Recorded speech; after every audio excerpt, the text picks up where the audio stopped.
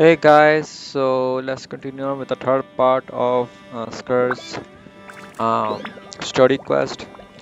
I'm hoping that I am able to upload the first part. It's 2 hours long um, and a bit heavy size too. So let's see. I'm gonna mute now, and you can enjoy the you know um, video. Take care. Bye.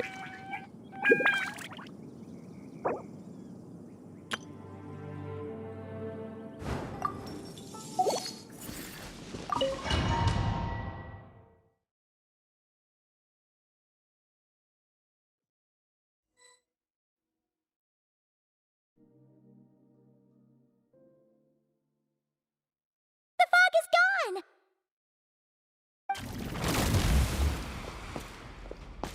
Wait, isn't that the form the all-devouring narwhal changed into?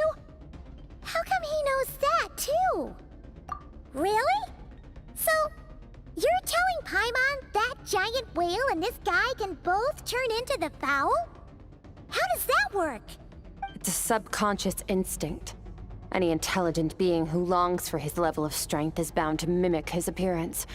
It's a natural response after encountering someone as powerful as Master. To them, he represents ultimate power. We know the person before us has encountered Master, and we know he stole a portion of my power. So it's not surprising that he would assume this form. Okay. Oh, the closer Paimon looks, the more intimidating it gets. Nervalette isn't here this time, so it's up to us. He won't have the nerve to steal again after we're done with him. Let's teach this guy a lesson.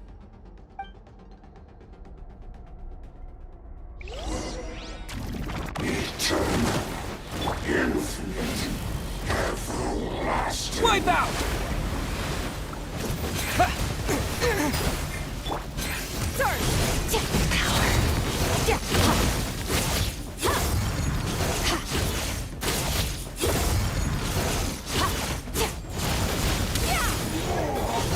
Haven't forgotten your training, I hope.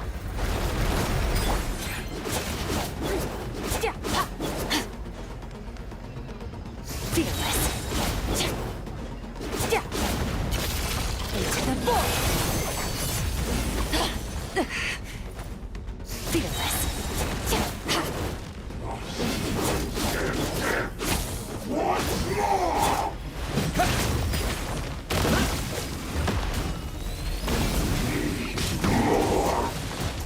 Water jet!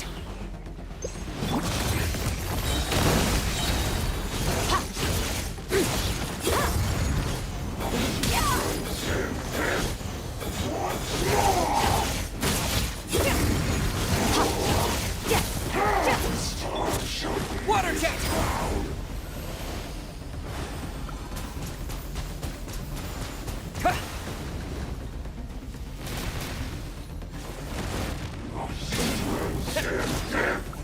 Once more!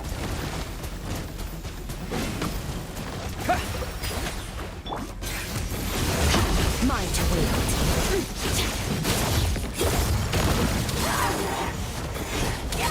Future beyond this world.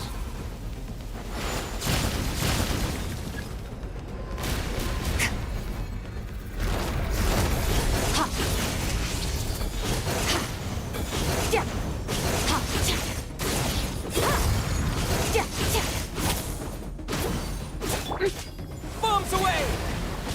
Go! Annihilate power.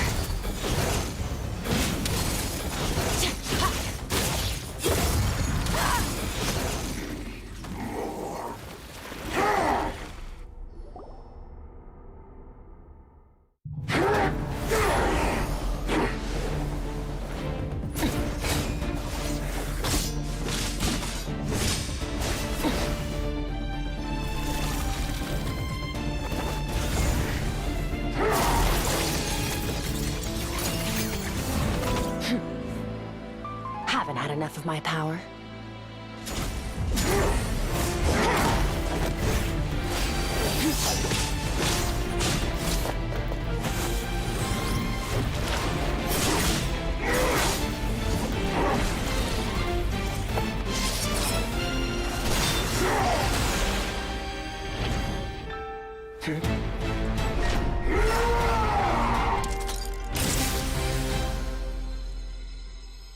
Well then, let's see how much more of this power you can handle.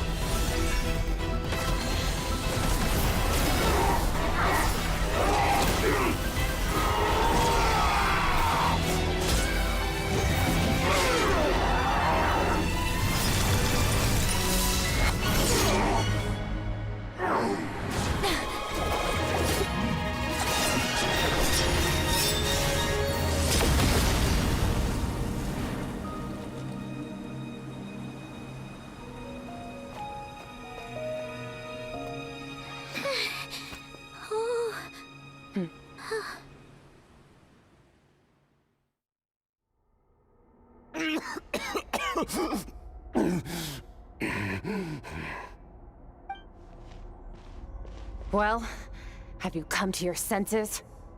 You saw that my body was at its limit.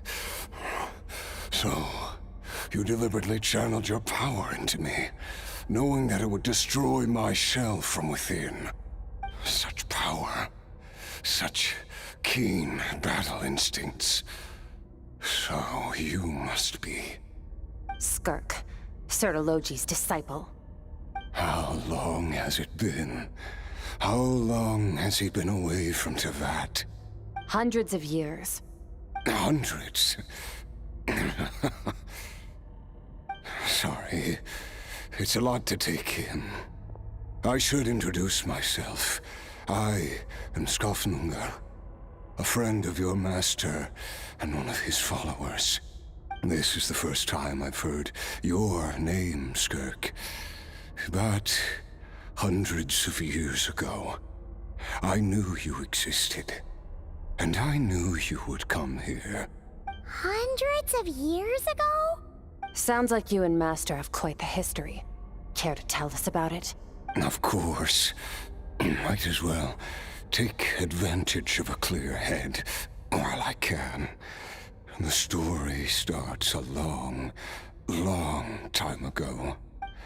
I was born into a noble family in Conria.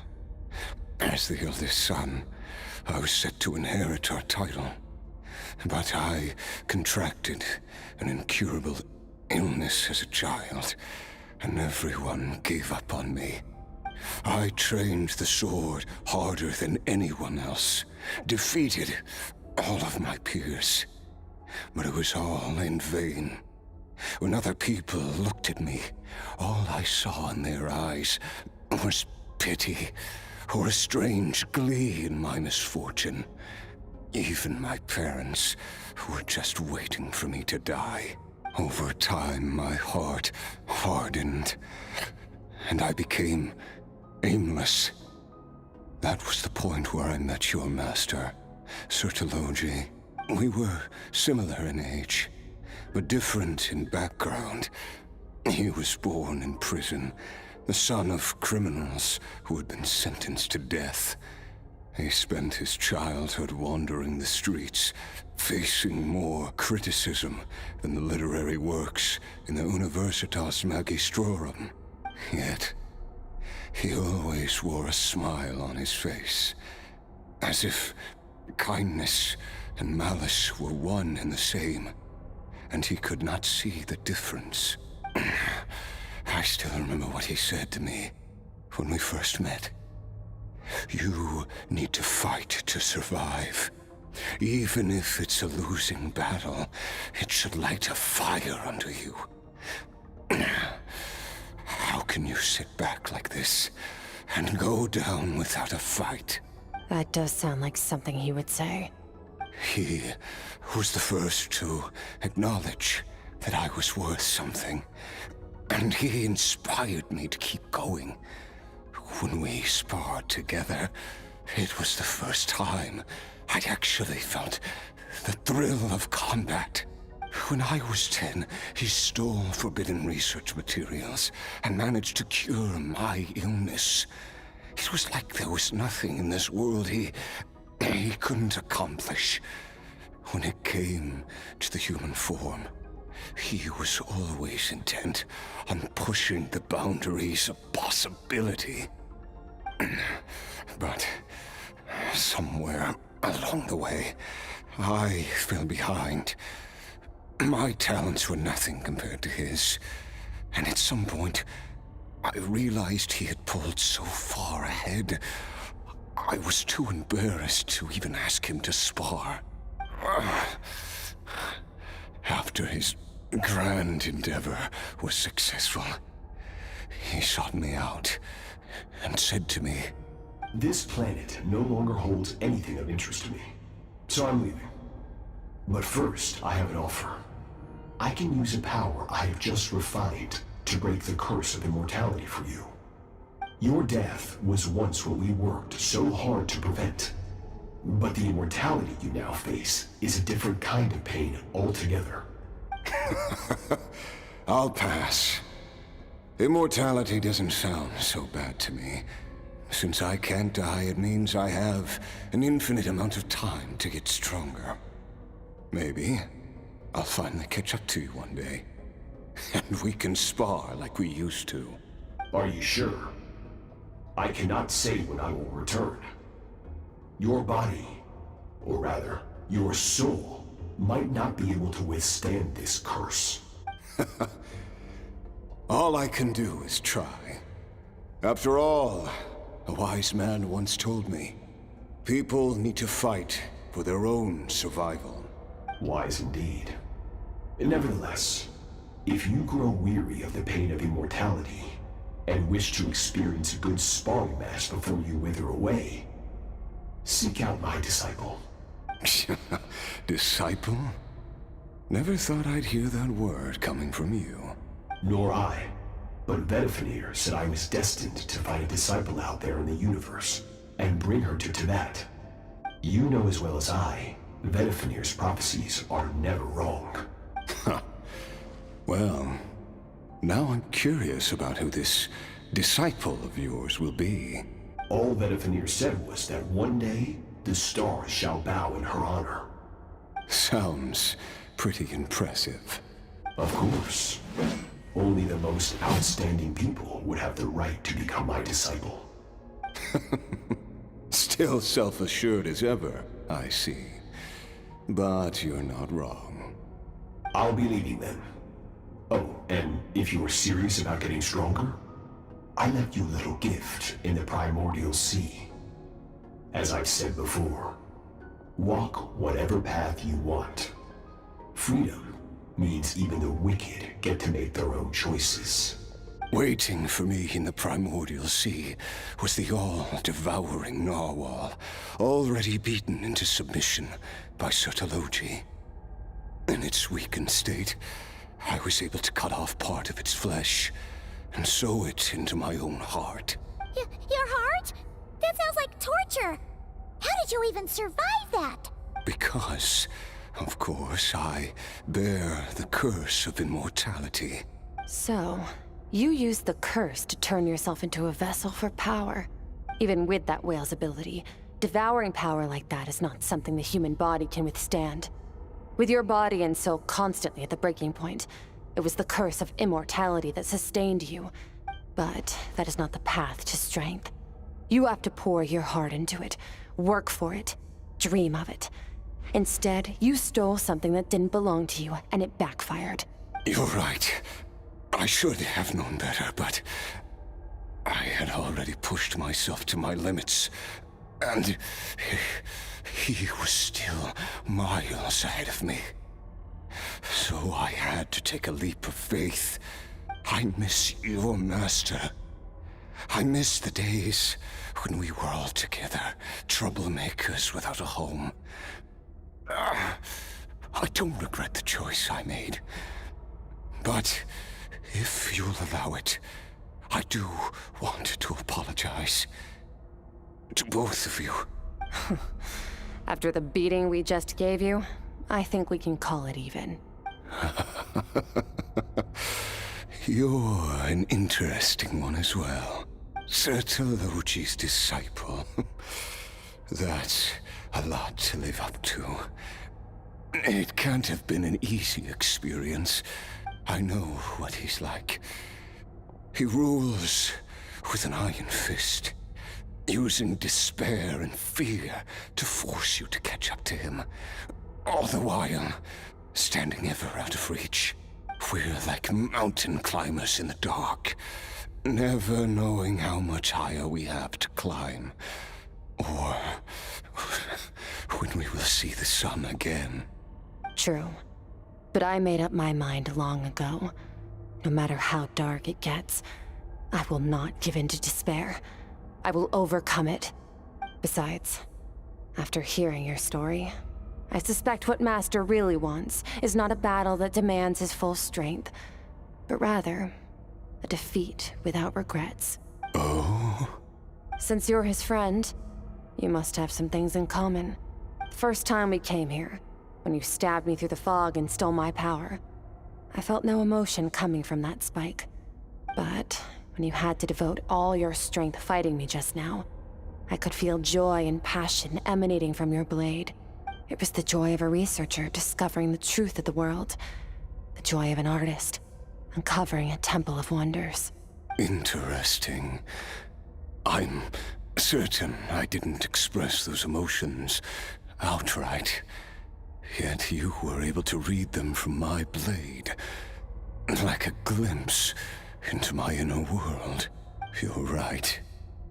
That battle brought me an unbridled sense of joy, and my defeat brings me no regret whatsoever. Exactly. I think Master also craves a battle like that. One where his opponent forces him to use all his strength, unlock the extent of his potential, and transcend his own limits. A battle to end all battles, after which all can come to an end, including, perhaps, his life. For that very reason, good and evil are meaningless to him. He has one purpose, one goal: to complete himself. It's one of the secrets to his strength. Perhaps you're right. Perhaps that is his goal. What a battle that would be. Oh, to witness such a... Are you okay? Too many different kinds of power are surging through my body. The curse of immortality allows it all to coexist, but it does not remove the pain. I won't be able to hold on to my sanity for much longer. What a shame. I would have loved to witness that battle. Sertologi once offered to free me from this curse. Now, I must ask that of you, Skirk. Can you release me from the pain? I can, but not through death, if that's what you were hoping for. It's not a suitable punishment for your crime. As an alternative, I can take your consciousness, along with all the power you've consumed, and smash it to pieces. The impurities will dissipate, and under the curse of immortality, your mind and body will regenerate.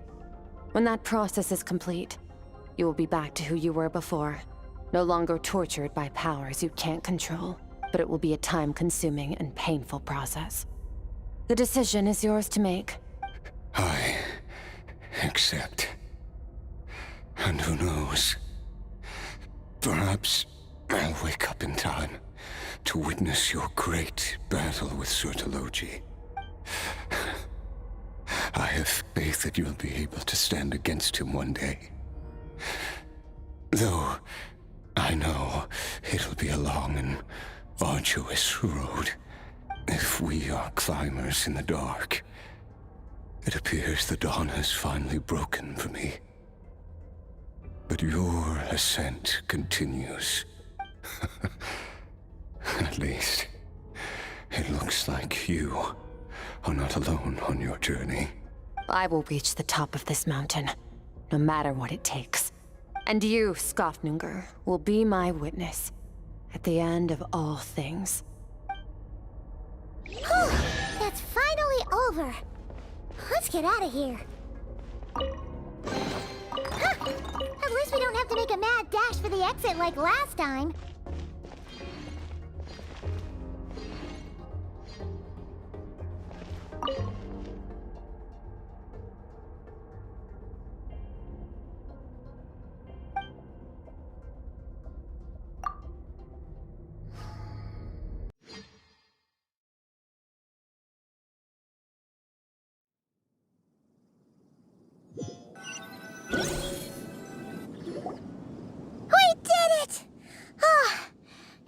been a few days, but it feels like forever. Once again, we've proved there's nothing we can't overcome. We're just that awesome. Wow, you sound even more confident than usual. Guess you really have become stronger. Today sure went by fast. It's night already. Oh wait, that reminds Paimon. The stars you mentioned, the ones that died out, are they back now? Yes. The power Skafnungur stole has been returned. So, the stars have regained their light. Great! Huh, it's crazy that you even noticed their light was gone. There are so many stars in the sky. If a few disappeared, Paimon definitely wouldn't be able to tell. I suppose it's because I have gazed upon this sky for centuries. The false stars, hanging in the meticulously planned sky, glittering with rotten light. It's not real. And yet, it is for that very reason that I can look upon it and enjoy the momentary peace it brings. Even the most beautiful of bubbles has to burst. We will return to the real universe one day, whether of our own volition or not. Time marches ever forward. Even the innocent and naive will taste life's bitterness.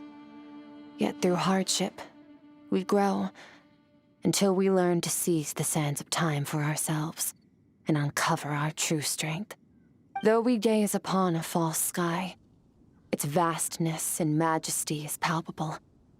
One can only wonder, what is it going to take for kindness to reign supreme in the vast expanse of the universe? Ugh, this is all going over Paimon's head. But if she knows one thing, it's that the Traveler always finds a way. Ever since we met, he has filled Paimon's days with happiness. No matter how tough things get, he always finds a way to make it better. If it's too big a job for one person, then we'll do it with two. And if two's still not enough, then three. We've met so many amazing friends and accomplished so many amazing things. As long as we don't give up, we can make any wish come true. I suppose when it comes to you, anything is possible. Well, I should be going. Now that my power is no longer isolated from my emotions, I need more practice to get used to it. I suppose fate will decide. Maybe we'll bump into each other on the street. Or maybe we'll reunite on a different planet entirely. Regardless, reunions and partings are but passing moments. More than anything, I hope that, at the end of this journey, wherever it takes us, we stand in a world reborn. One without war, pain, or forced partings. One where new life can bloom, even where there was once nothing but scorched earth. For this, we must all work to become stronger. Goodbye, Traveler. Remember your training. Make sure to put it to use. Bye!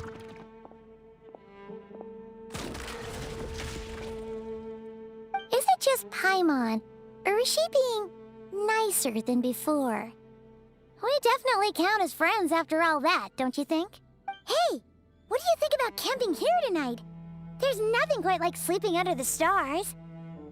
Come tomorrow, we can continue our journey. Oh, and since Paimon treated you to that super nice meal at Wanmin Restaurant, it's about time you returned the favor.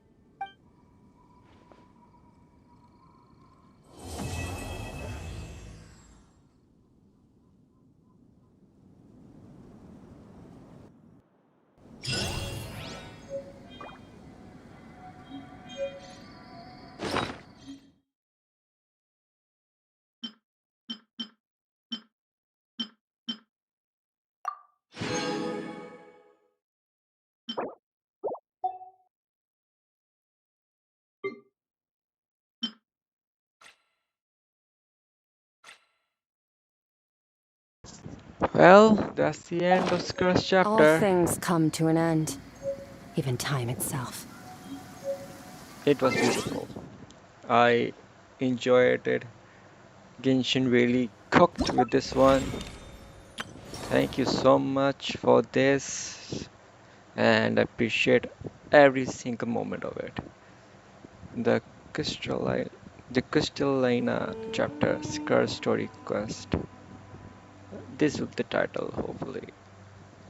And we got some stuff. If I known I could get some of it, I wouldn't have. Oh well, whatever.